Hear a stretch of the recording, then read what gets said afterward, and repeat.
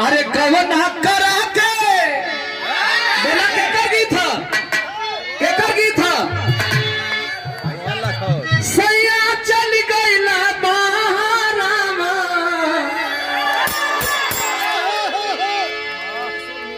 कहली है कि कम से कम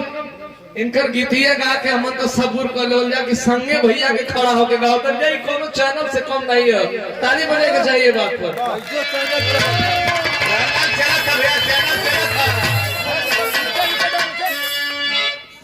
एक लाइन आपने गाया और दूसर का लाइन हम गा देते हैं भैया। अधिक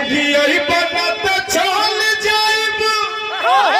अब कि हम नहीं हराबा, अधिक कवना करा के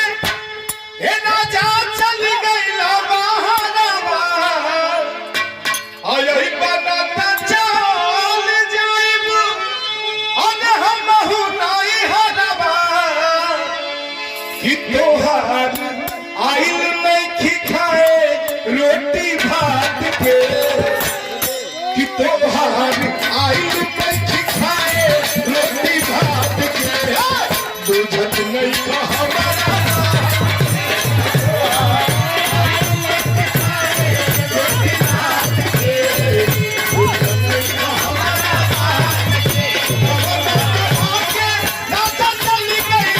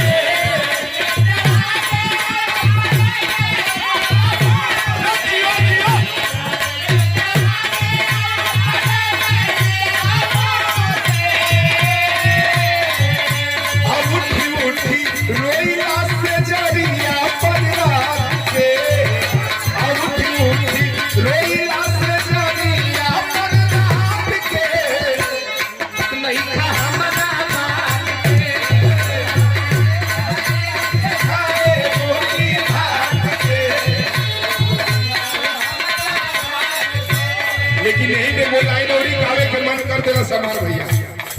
आपके तरफ से हमारे सभी भैया लोग बड़ा मिजाज में आप लोग बजा रहे हैं, रियली एक बार जोरदार ताली बजा दीजिए सबके लिए। हमारे तीनों कलाकार बड़े भैया लोग हैं मंच पे। होश होके रहे नहीं कसम में, रहे नहीं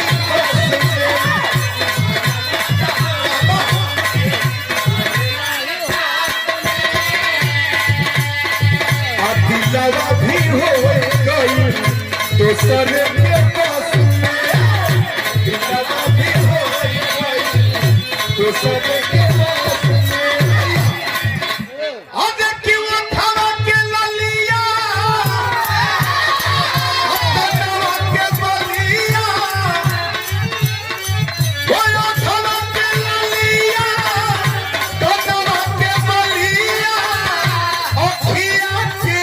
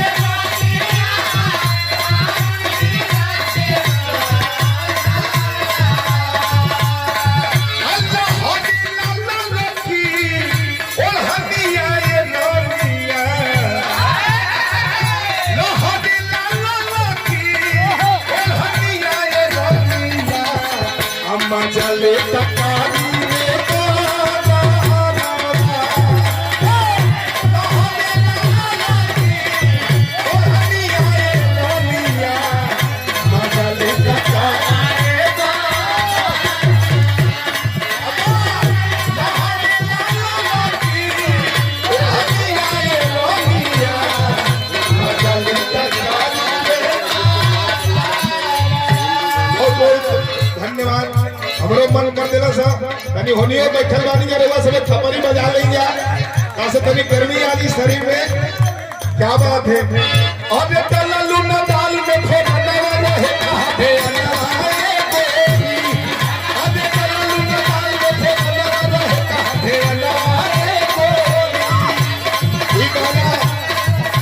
ई गाना 10 करोड़ लोग सुनलस बड़ा डीजे में बजल अरे आटा में कइलू त गिल करती हडू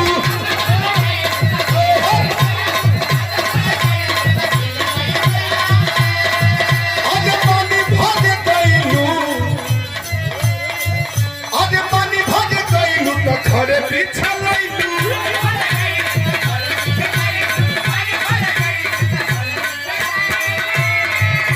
उड़ेला अटल लूना दाल में खोना रहे कहां पे